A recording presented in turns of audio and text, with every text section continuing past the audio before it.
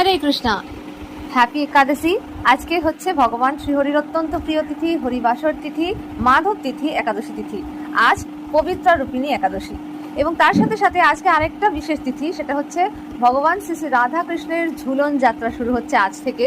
আজকে ঝুলন যাত্রার প্রথম দিন, তাই ঝুলন যাত্রার অনেক শুভেচ্ছা আপনাদেরকে।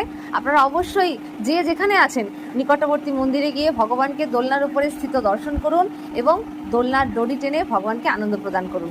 আজকে একাদশী উপলক্ষে আমাদের বাড়িতে ভোগ নিবেদন ছিল। এটা হচ্ছে সাবুর খিচুড়ি সবজি দিয়ে, আলু, কাঁচকলা, পেঁপে, কুমড়োর সবজি, আলুর দম।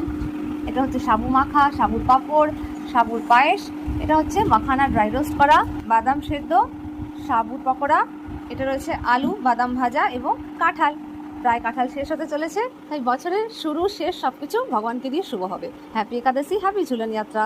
হরে কৃষ্ণা।